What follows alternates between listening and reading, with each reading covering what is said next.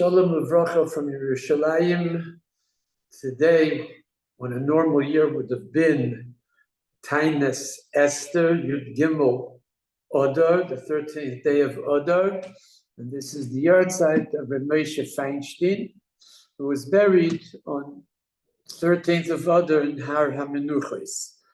And the Brisker Rov, when he spoke about the greatness of Reb Moshe Feinstein, insofar as Psak Halacha is concerned, and his greatness in Torah, and the fact that he exemplified a Malach Hashem Tzivaka as the angel of the Kodesh Baruch Hu in his conduct, said, Mi Yovoi Achar HaMelech, who comes, who supersedes the king? And basically, the title of the shiur this evening is Mi Yovoi Achar HaMelech. Later on, we'll speak about the context that the Brisker Rov mentioned this point.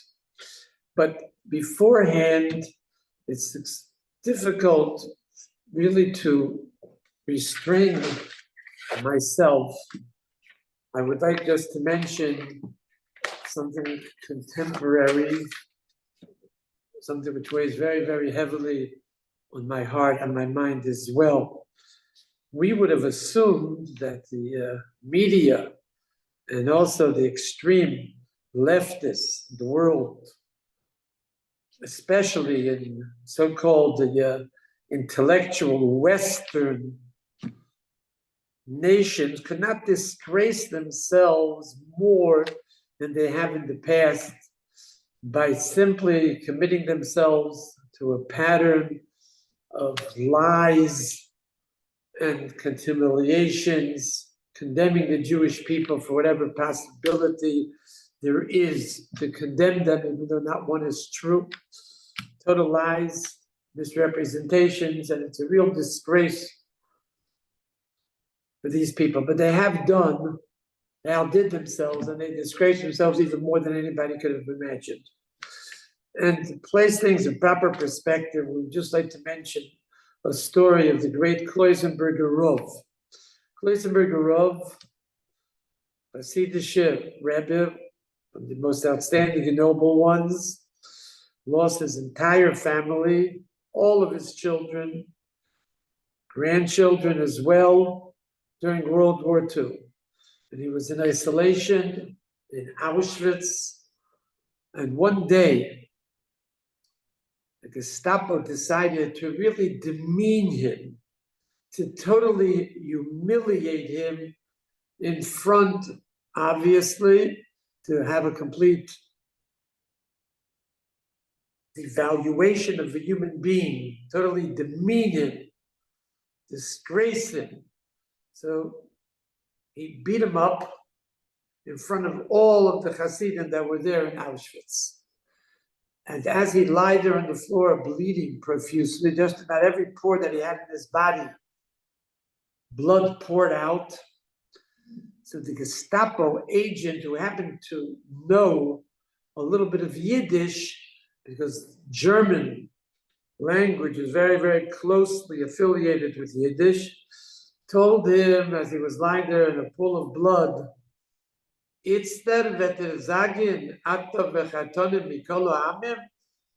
will you say that you're the chosen people? During the Gimel Regalim, the three festivals, the Musaf, we say we say it also in Shachris. That is the Nusach of the Tfilas on Gimel Regalim. We are the chosen people, and we emphasize it. Now that you're lying in a pool of blood, of course, they thought they were the Aryan race, they were the superior race. Will you say? So the Kloisenberger Rov supernaturally got up, looked the Gestapo agent straight in his face, and he said, only now, for the first time in my life, will I be able to say sincerely and genuinely, with a emunah shlema, with a complete faith, you have chosen us to be the chosen people. And you want to know why? This would be the first time that I would be able to say so with a complete intention. So the Kloisenberger Rav said, because if God would now make a miracle and he would give all of you over in our hands, we would be in complete control of the entire Nazi regime and all of these evil people. We would not be able to do to you with a justifiable reason what you do to us totally unjustified. We would not be able to do it because we are indeed are the chosen people and we have elevated neshamas in our souls are directly flow and glow from Tachas Kisei HaKavod.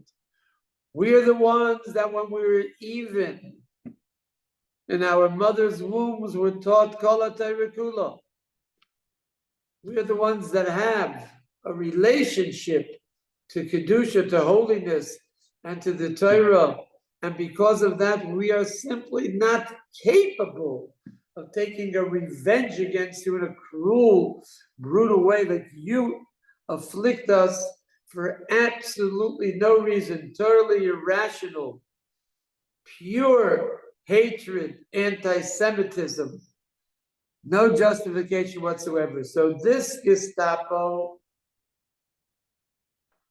was totally taken aback. He took the Kloisenberger Rav to the infirmary, bandaged him, took care of him, and made sure that he does not get afflicted anymore in Auschwitz till his miraculous release. We're saying this within the context of the disgraceful, extreme, radical leftists that could accuse Israel of being inhumane. And to put this in proper perspective, it's impossible for Jewish soldiers to do anything which would, God forbid, contravene, quote unquote, international laws governing warfare. On the contrary, many lives were lost. Many more orphans came into the world, and many more widows came into this world in recent times because of extra care, extra concern for innocent people, for man, woman, and child, even though, according to all the statistics, most of the civilian Gazans hold by the evil doctrine of Hamas. Everything within their powers, even to be Meiser Nefesh, to place themselves in ultimate danger to protect them, despite the fact that they're being used as human shields. To even hurl such accusations is the most disgraceful thing that we've heard in recent times. Total lies, disgraceful, and it shows how low the supposed intellectual element of the Western world has stood. And within this context, it's important for us to see what Reb Aaron Kotler has to say about this issue. And we all know that this is surely Amalek. Amalek, Bismanenu, is Hamas and all the other anti-Semites. So we should realize what Reb Aaron Kotler's deep insight reveals. It's a revelation about the Jewish people. And the Pasuk in Bishalach already states something remarkable, startling. Because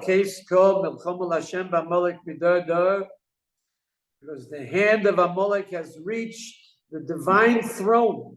And there's a war that Kadosh Baruch Hu conducts against Amalek, midor in every generation. Midor shel Moshe, the Chazal say, from the generation of Moshe until the door of Mashiach Tzidkenu. So Reb Aaron Kotler tells us a very deep insight in all the salvations and the redemptions of the Jewish people from the hands of the Rishayim, Paroi and the Mitzrayim, from Sancheriv and from Haman. So we saw concomitantly there was punishment that was meted out against these Rishayim. Paroi and the whole Egyptian army were drowned. Sancheriv, as we all know, had camped out in front of the gates of Yerushalayim with hundreds of thousands of soldiers, confident that he will conquer Jerusalem. And all of a sudden, in the morning, all of the soldiers were dead. Sancheriv was absolutely amazed. And he asked, and what zchus does Klal Yisrael have to warrant such miraculous undertakings by HaKadosh Baruch Hu? So someone told him, because of Akedas Yitzchak. He said, what is Akedas Yitzchak? He was explained, Avraham Avinu was ready to sacrifice his son. His own children overheard that, so they were afraid that maybe they will be sacrificed, so Sancheriv will have a zchus to imitate Avraham Avinu. So they arose and killed their own father. This was for lack of a better word, the downfall of all the enemies in the times of salvation. Concomitantly with the redemption, there was a downfall of all the Rishayim. And that is part, said of Aaron Kotler, of Geula, to have a Geula Shlema of the Jewish people, that they should be totally redeemed in times of ultimate danger, of being totally exterminated. So that redemption consists of the enemies that perpetrated all of these horrible, terrible terrors against the Jewish people, of also being punished. That is his insight. However, Reb Aaron Kotler points out, Yismach Tzaddik, when the redemption comes, the Tzaddik, and of course everyone, all the Jewish people that suffered and came out alive and redeemed and saved during these difficult times are called Tzaddik. So what is his simcha? So he quotes the pasuk, Ach yesh Elokim shoftim ba'aretz.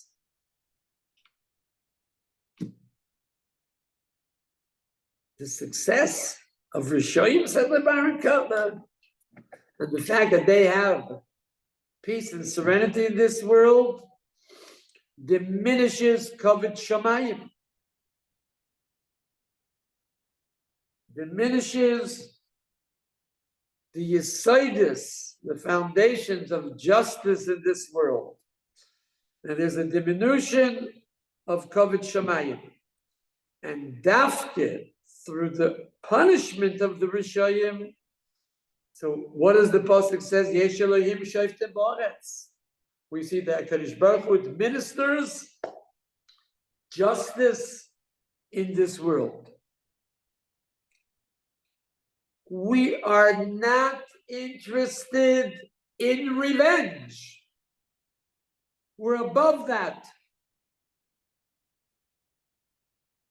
Said the great Moron, Rashke Ba'aga Baron Kotler, no, we don't have Chazan Nokom. We look for revenge. That's not the fact. That's not true. Elo, we look for Kavod Shamayim, Yesh Elokim shoftim ba'aretz. And Amalek and our enemies of today are singled out to be arch enemies, fiends of the Jewish people. And Chazal daringly said, Kol zman shezaroi shel Amalek kayom, where the terrorists of today exist, ki'ilu konov mechasa es aponim, it's as if there is a wing that covers HaKadosh Baruch Hu. In other words, there's a Hester Ponim.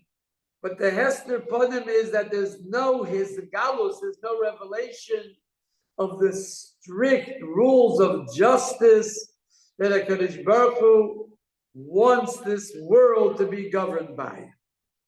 And when there will ultimately be the great salvation, we will be happy, we'll rejoice, but not because of the downfall of our enemies. We're above and beyond that. It'll only be because there'll be a revelation of Kavod Shamayim, the dignity and the honor of HaKadosh Baruch Hu will become exalted. Why? Ki yesh shoftim Elokim will make judgment. And this is what we pray for all the people that were saved during Kriyas Yam Suf. So they celebrated, they rejoiced, they sung a great song, and the purpose of that song basically was because there was a revelation of Kavod Shamayim. And that is why it said, because basically these wars are conducted against HaKadosh Baruch Hu. They directly concern HaKadosh Baruch Hu because there's a lack of a Kavod Shamayim that is revealed in this world. Ukishizeh noifel, says the Gemara. Rabbi Aaron Kotler quotes it. When Caesari, Caesar, we understand in symbolic terms, will fall, as Yerushalayim will rise. What does that mean? It's a metaphor for Kavod Shamayim.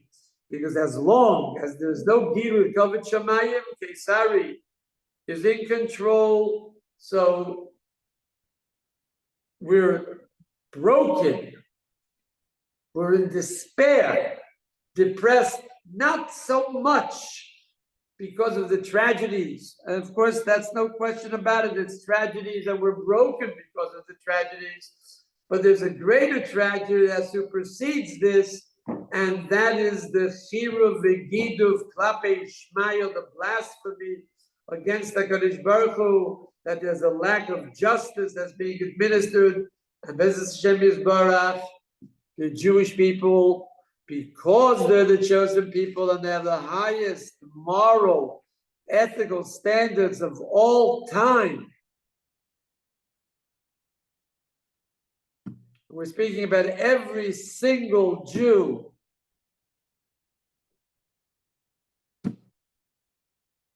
Will be triumphant with Be'ezus Hashem Yisbarach. As we mentioned a moment ago, this was the yahrzeit of Moshe Feinstein, and we would just like to mention a few important elements of Moran Reb Moshe Feinstein that I believe will be very, very educational for us, because after all, Reb Moshe Feinstein was, like the Brisker Rav mentioned a moment ago, a melech b'Yisrael, and the Brisker Rav in the late 50s, the 1950s, of course, said that not only was Moshe Feinstein Miyova Yachar Melech, who can come, who can supersede the king, but he said he was the most outstanding basic contemporary matters. Since Rabbi Yitzchak Elchanan, Rabbi Kiveger, he belongs to that unique category of poskim at Seif Kol HaDoros, into the last generation of Rabbi Yitzchak Elchanan and Rabbi Kiveger.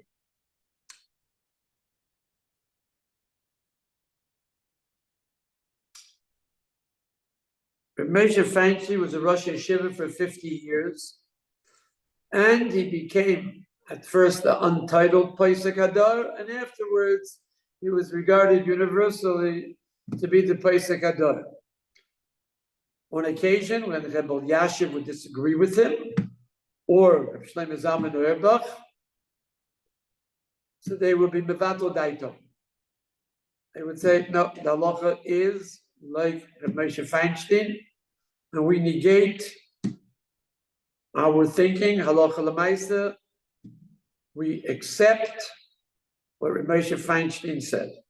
One time, Shlomo Zalman wrote a tshuva, and he asked Rishus from Reb Moshe Feinstein, as it were, to differ. That was the only time.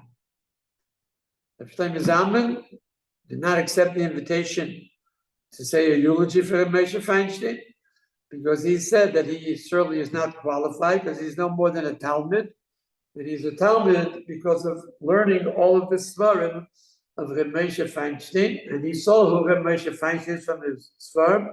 He could not bring himself to say a eulogy.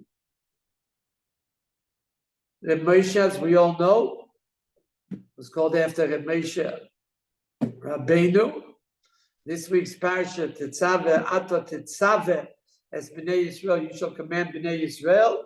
So the Zohar says, it's Pashtusa de Moshe b'chol dar v'dar. There's an extension of Moshe in every generation. Every generation has its leader, has its Torah pillar, and that, of course, in our generations was Reb Moshe Feinstein. It's Pashtusa.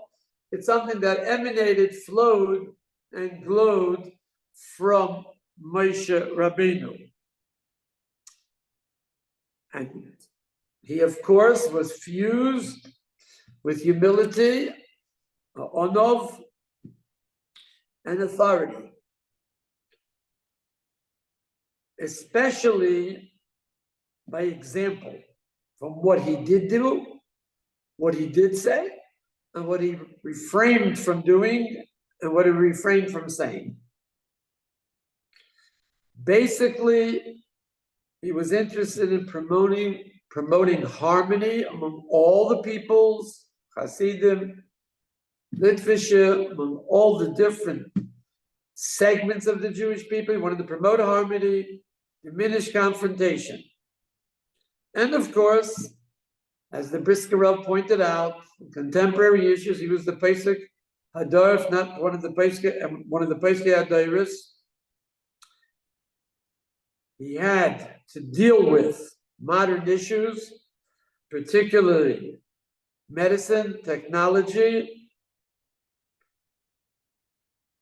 and he dealt with each with a deep, penetrating, keen understanding.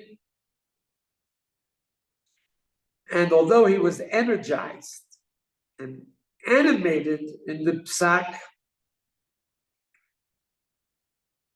by being very, very loyal, with the unusual fidelity to the poskim of previous generations, yet it also, his psakim were permeated with an element of his personality, which was an exceptional, sensitive heart to human concerns.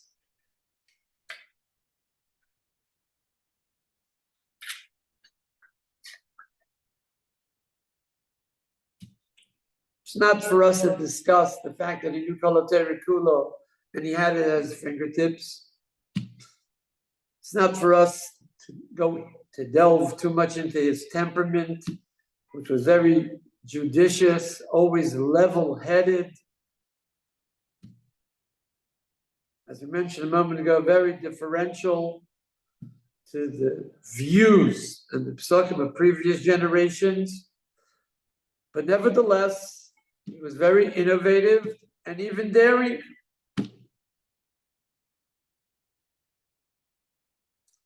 Nevertheless, he had a profound sensitivity to the human dimensions. And he was able, within the clearly perceived parameters of accepted halacha, to express this part of his own personality. There was no emotional extremes in Reb Moshe. It was a blend of composure and joy. And just to speak about the fact that many of his psukim emanated or were a reflection of his personality, which was kind, humble, unlimited goodness and commitment to the welfare of the Jewish community. The human touch was always manifest in his simplicity and concurrently accessibility and availability.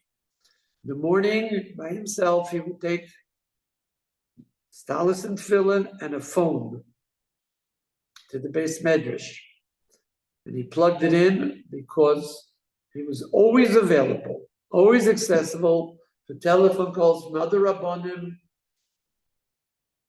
to answer their questions. And it was plugged in till after Baruch Hu. After davening, plugged it in again, answered questions all day long until a good part of the late evening. Always available, always accessible, and he took the phone himself, picked up the phone. There was no cell phones in those days. It was very clumsy, cumbersome, that did not bother the Moshe Feinstein whatsoever. The Moshe shiur once came to the Beis Israel, and the Moshe shiur was the president of Agudas Israel. So it's very interesting that he spoke to the Beis Israel, and afterwards he came out and he had told the story over to the Beis Israel, the Admor Bigur. And the Beis Israel said it's a mitzvah, lefarsamo, it's a mitzvah to be mefarsam this, to publicize this story. What was the story? We all know that MTJ, Mesivta Tiferet Yerushalayim, is located in Chinatown, Lower East Side, a dangerous section of New York. And Moshe really was never matzliach that much insofar as quantity of Bachrim is concerned, because people were just apprehensive going to the Lower East Side to such a dangerous place. One day, the Moshe shiur came to him. This we heard from the Moshe shiur, and he said that the Beis Israel said it's a mitzvah to be fast in this story because we can learn a lot from it. He said we bought a building in Borough Park. It belongs lock, stock, and barrel now to Agudas Israel. You're the president of Agudas Israel, and we'll give a good part of the building over to you, and you can move MTJ, Mesivta Tiferet Yerushalayim, from the Lower East Side to Borough Park, which in those days was already a Makom Torah. And instead of having 20, 25 Talmidim in the yeshiva, you'll have 250. The great Moshe Feinstein, everybody will come, and you'll be able to be marbitz Torah, say shiurim. Everybody will lick your fingers, etc. So the Moshe Feinstein was cool, calm, collected, always level-headed, not get excited. And he asked exactly where is this located, so he told him what street it is. So he said, I'm very familiar with that area, and if I'm not mistaken, it's right across the street from the yeshiva of Rabbi Yitzchak Parler. He said, yes, absolutely. So he said, what do you plan to do? So he said, for the first year, we're going to put posters up all of Borough Park. And of course, everybody will be interested in hearing the shiur, Sicha, the first year of the yeshiva, which relocated in Borough Park. And you'll have a gigantic oilum. Of course, a shiur klali once a week of a Moshe Feinstein attracted 3 to 4 people. It was on Friday, 12 o'clock, not such a good hour. And Shiur Schmidman told me that, well, why 3 or 4? If he was there, it was 4, and if not, it was 3. Shiur Schmidman, Zeichat Tzaddik V'Shkodesh Tzedakah, of Montreal, a mentor of mine, a Goin, as well as a very humble Jew, may his memory be blessed, told me that it did not bother the Moshe 300 or 3, same thing to him. Anyway, so he said, Moshe, share, I wanted to ask you something. What would be if a bacher that belongs to the shiur of Rabbi Yitzchak Parler, but I have a little curiosity, want to see what Moshe can learn? Good, so first shiur, 12 o'clock, that's the time when Yitzchak Parler says a shiur, he's going to come to me to hear my shiur. So Rosh Hashiva, Rabbi Yitzchak, will notice it, and probably he'll ascribe his absence to the fact that the bacher was curious to hear my shiur. And for one moment, he'll have a tsar. He'll be bothered. It'll hurt him. For one moment. Afterwards, he'll recover. He'll overcome it. But that pang of tsar that I'll have for that one moment, I was goyra. So it's better for me to stay in the Lower East Side with my 2025 bacher, not move to Borough Park. We'll have 250 bacherim.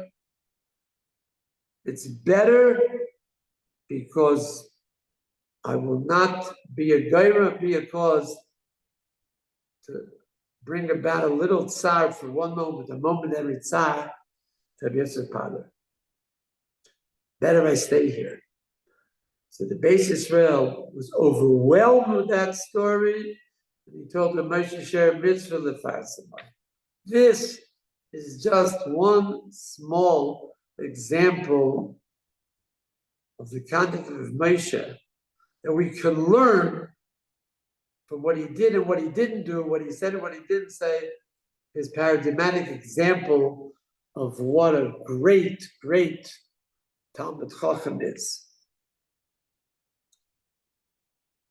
Rabbi Lezer Brand, Zeichat Tzaddik HaKadosh Baruch Hu, was head of Voitzer HaPoskim. He was the father-in-law of Reb Shlomo Fisher. Reb Leibel Mintzberg, Gedolei Olam, Chaim Brandt, Shibodeh L'Chaim Tovim, Mori V'Rabbi. So he went to collect money to marry off one of his children. He came to the Moshe, knocked on the door. So the Moshe, after he introduced himself, said, what you're here for? So he said, to raise money. So he said, I'm not the Rothschild of the Lower East Side. This I heard from a Blazer Brandt. He said, we'll do whatever we can. In the meantime, you come here, right? You lie down. You just came from Eretz Yisrael, was a difficult trip probably. And he brought him in refreshments, put him in his room where he had svarim that covered all 4 walls. Sometimes says he has to attend to something and he'll be back in a number of hours. So a Blazer Brand rested, learned, and Moshe came back in 2.5 hours, and he put a large amount of money on the table. He said, a person of your caliber doesn't have to go around raising money. Here's the money that you need. And Blazer Brand was very, very much familiar with raising money, and he said this was the first time anybody, Terem Yikro, Vaniana, before I asked for anything, right? Everything was granted to me on a silver platter, and it was simply incredible, and therefore, for Blazer Brand, it was unforgettable. He always told over this story of his deep, deep sensitivity. Of course, we know that there were many psukim. We're not going to get into this at the present time, but we know there were very many psukim that were, as we mentioned a moment ago, very daring. But the human element was always involved. There was always a deep sympathy for women who couldn't have children,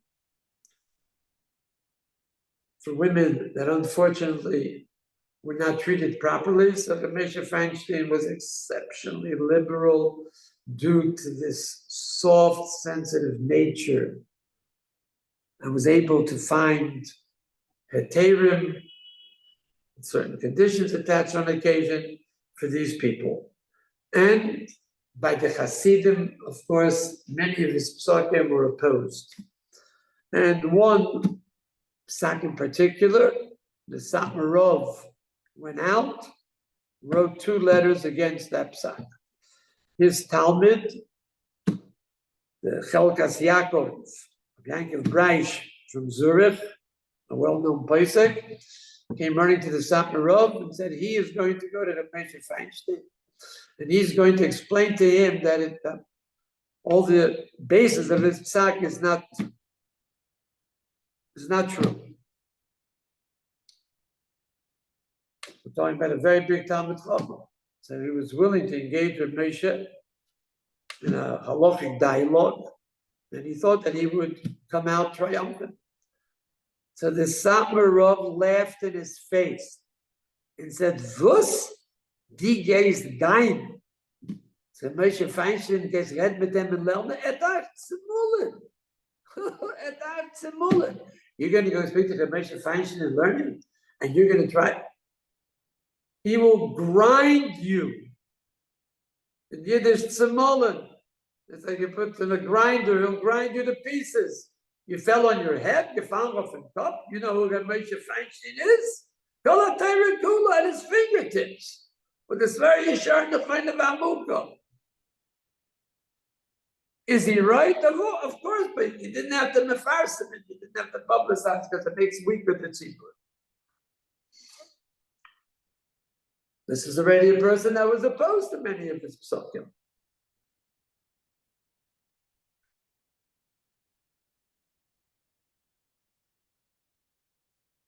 Rabbi Soloveitchik once said about the simplicity of how he lived. He lived in a very plain apartment on Grand Street in a big building. Like himself, it was a humble residence. It was very, very modest. But that was a Moshe Feinstein. So Rabbi Soloveitchik said once, if you would take a walk along the length and breadth of Fifth Avenue, and you would see all the window storefronts, what will be his reaction? Theoretically, obviously, look at all the things I don't need. For himself, Hitaka needed nothing. He knew how to listen, and he communicated with a genuine sense of respect for everybody, and he gave everybody a sense of worth. And when I was able to speak to him, or my wife, even on Leil, B'dikas Chometz, he had 20 minutes to speak to my wife in Kol Minei Shailas and Yom Sheni Shel. Chutzlaris, Sheni Shel Golias, 20 minutes, always in a very reassuringly paternal way, never condescending, always trying to understand what other people felt. And as we said a moment ago, dedicated, devoted to the tzibur, with a true feeling of a father in a paternal sense. One of his relatives who happened to who helped him in his later years, he drove him to weddings of the family. So he told me that once they were on their way to the wedding of his niece, the daughter of the Rebbitzins' brother of Small, and all of a sudden there was a telephone call. And Moshe answered it, of course. He spoke 5 minutes, 10 minutes, so the Rebbitzin said, we're going to be late for the chuppah, and you're the Masada Kedushin. So I said, we come late for the chuppah. I'm sure other people will be happy and they'll be able to Masada Kedushin. Another 5 minutes went by, another 10 minutes, and the Rebbitzin really got excited. She said, it's my niece, I have to go. I don't know what to do now. So she lost it a little bit and got upset. And Moshe continued to talk on the phone for another 10 minutes, and at least a half hour, 35 minutes went by. So now they were on their way to the wedding. The Rebbe was very upset. For sure they're going to come late. So when he had the opportunity, his grandson, asked him what was so important about that telephone call. So he said it was very important. It was a problem of shalom bias. So his grandson was a very big London, even in his early age. So he asked the Moshe, "My ummei, high shalom bias, high shalom bias. What's better, somebody else's shalom bias, that there should be harmony between ish v'isha, man and wife, to your own shalom bias, which that telephone call created a friction. And now there's a problem of peace and harmony." So Moshe Feinstein laughed. He said, "You don't understand. There, in that problem that I was dealing with, there was a problem of shalom bias between him and her and him. She was not getting along with her husband, and her husband was not getting along with his wife. Over here, it could be the Rebbetzin has a problem of shalom bias with me. I have no problem whatsoever." That was the Moshe Feinstein. And just to conclude with something which I believe is contemporary,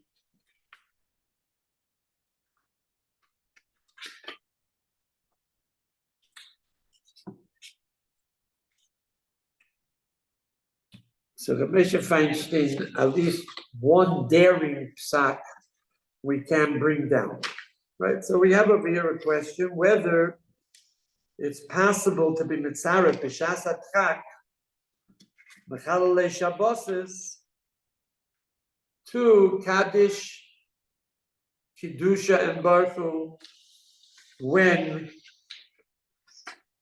the oilam is davening.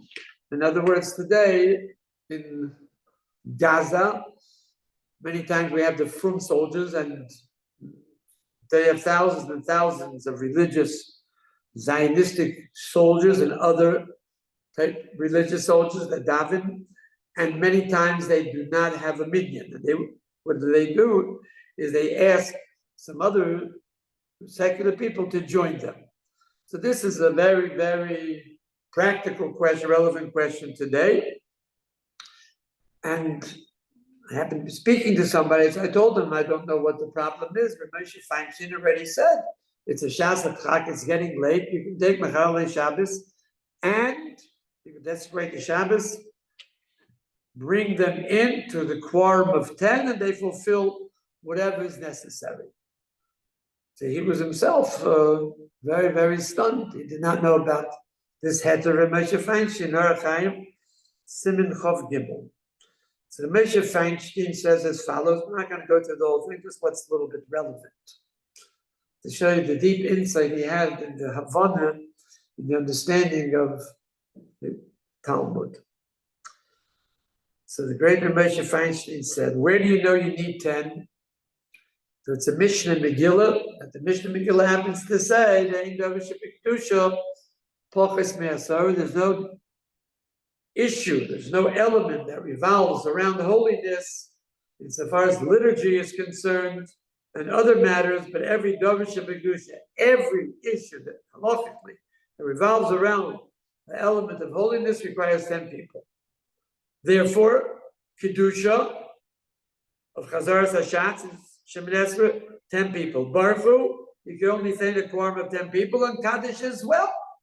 And we learn it out from the pasuk, the Nigdashti b'Seif B'nei Yisrael.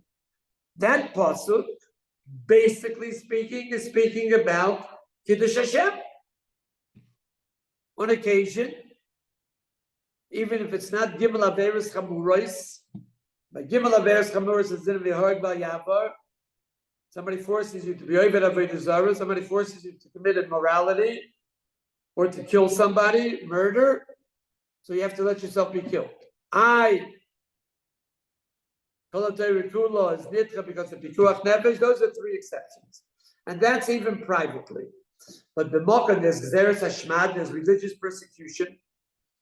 And if you do not comply with the wishes of he who wants you, the Goy, who wants you to transgress any Aveira, be the smallest Aveira, so you have to submit to martyrdom only if there's 10 Jews. The Nigdashti B'Seich B'nei Yisrael. We'll soon see how it's derived. And the Chazal learn from this pasuk any davar should be kedusha, not just Kiddush Hashem, but even to recite Kaddish, Baruch Hu, kedusha. You need 10 people, just like Kiddush Hashem.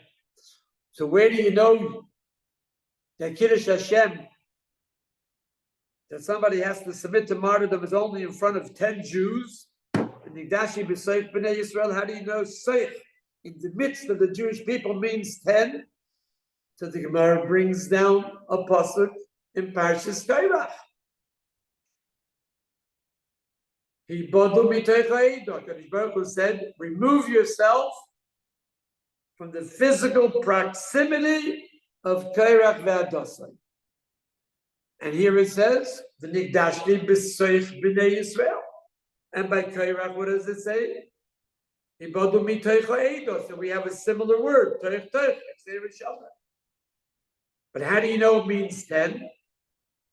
So the Gemara says, how do we know that toich means 10? Ibadu miseich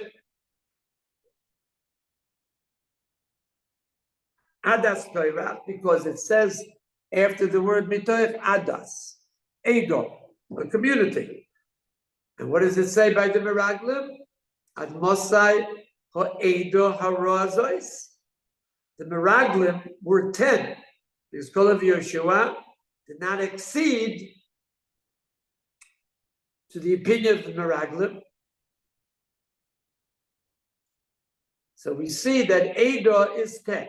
So we say now we go backwards. After we see Ad Mosai le'Eidah ha'Roazos, how long will these 10 people, evil people, remain continuing their evil deeds? It says Eidah, and Moshe Eidah Razais, Ibadu B'Teicha Eidah, remove yourself from the Eidah of Kairach. So now we know that Eidah means 10. So Toich, Toich, the similar words Toich, Toich, also mean 10. Said that Moshe Feinstein, an unbelievable insight. Baruch Hashem, I found it. So Moshe Feinstein said,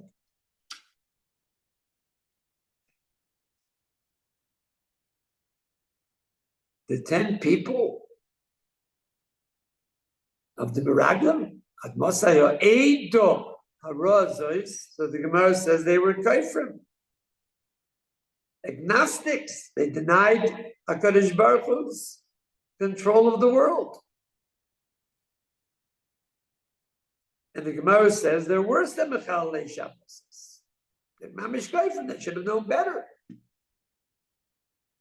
So therefore, we learn from Ad Mosai Eidah HaRazos that Eidah consisted of 10 people that are Kaifrim, agnostics, apostates. So now we go backwards. So what does it mean? Ibadu B'Teicha Eidah Hazos. Remove yourself from the quorum of 10 people. And in this limud of 10 people, we're talking about 10 kaifrim. So we go one step further. Said in Moshe Feinstein, V'nigdashti b'Seich b'nei Yisrael. Teich teich from Kairach. And by Kairach it says Eidah, and also says Eidah by Meraglim.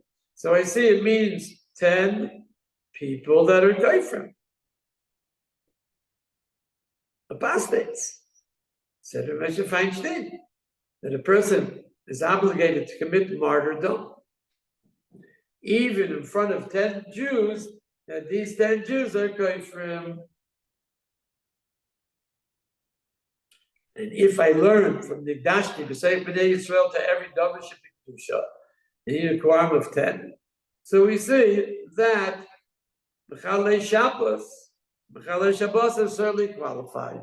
A very daring shot, but only with the depth like Moshe Feinstein has, he was able to come up with such a conclusion. So therefore, Moshe Feinstein said, anybody who's a Mechalei Shabbos, a secular Jew, even before Hesia, it's not as bad as Kaifrim. he can be mistarv shadav shebekdusha. And you can say Baruch Hu, you can daven tefillah b'tzibur, say Kaddish with such individuals. Of course, we happen to know, correct, that this was said according to strict halachic thinking. This is no liberal type of approach. Although this is halachic approach. And it's fascinating to know that the Chazon Ish extends, quote unquote, such a tolerant approach, who understood contemporary issues of today to the extent that the Chazon Ish said that today secular Jews are all anusim. Like we have a cloud of a teenage, a little child that was captured and he grew up among Gentiles. So he'll be influenced by them. Teenage Nishba, Beino Akum. So he'll be influenced by the Gentiles. Of course, we know there's a osmosis process. Correct. So today, all of the secular Jews, this goes back 70 years, it's not more. Today, Alachas Kama V'Kama, they're indoctrinated by all the media, all the materialism and secularism and all the other isms. So, even though, according to the strict halacha, we say that somebody is Mechala Shabbos B'Farhesya, has a din of a Gentile, and you can't use his shchita. So the Chazon Ish, that doesn't apply today. Because he's an honest. So he really extended this type of thinking in contemporary issues, fully aware that the world changes and the halacha adapts to the changes of the world. And he says that the halacha of Marina, Vena Mailim, you have agnostics that do evil to Jewish people.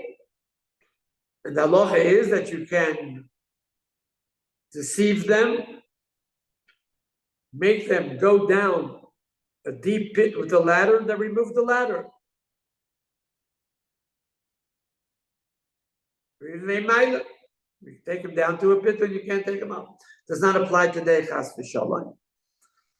And even though these are confirmed agnostics or atheists, because in the times of Chazal, so the treatment of these heretics would bring a tremendous tikkun to the entire tzibur.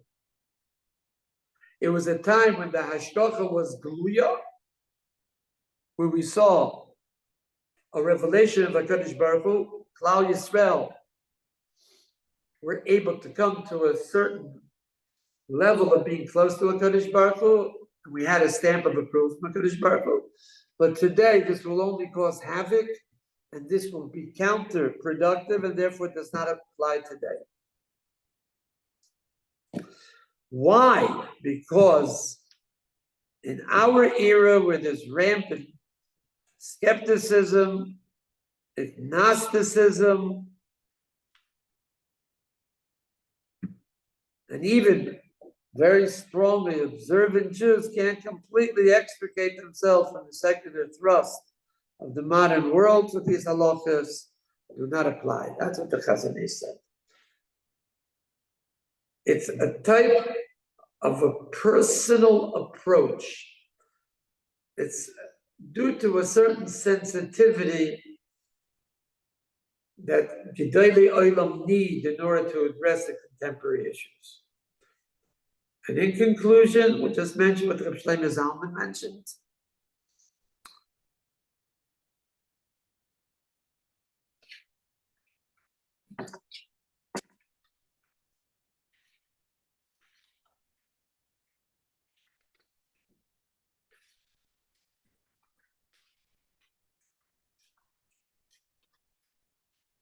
So Reb Shlomo Zalman was asked, what does somebody do when a secular Jew comes into your house, let's say on a summer day, it's very, very hot, he has to fix something.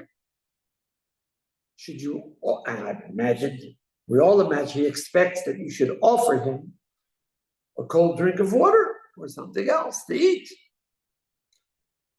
We know in advance that he's not going to make a bracha. Thus, we're over lifnei iver loisitei michsha. If you give somebody to eat according to the strict halacha, knowing that he's not going to make a bracha, so you're over lifnei iver loisitei michsha.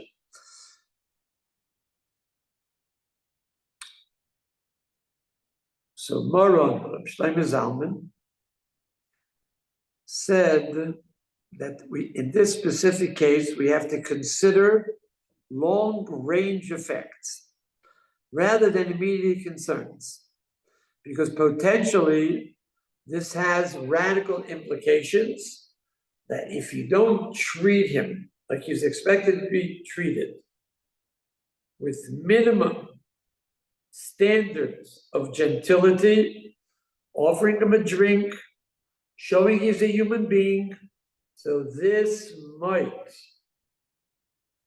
arouse in him feelings of hatred against frum Jews, and the ramifications of that hatred will overweigh the immediate concerns of lifnei v'loisitei michsha. So therefore, the concerns, the long-range effects, the negative effects that this might have by arousing hatred against religious people outweigh the immediate concern of lifnei iver loisitei michsha.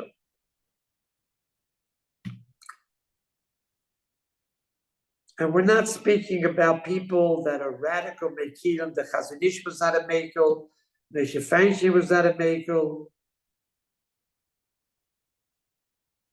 Shlomo Zalman was not an extra mekel. But what runs through their psukim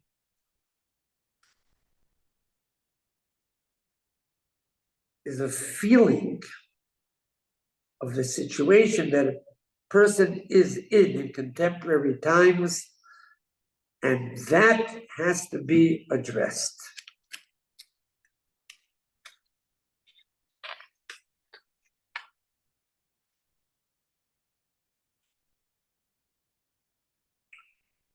And Moshe was somebody who could reach out to everyone, big or small, man, woman, and child, and he communicates with them at the very depth of the core and the substance of their existence, and everyone went out awe-stricken about such a colossus that walked among us.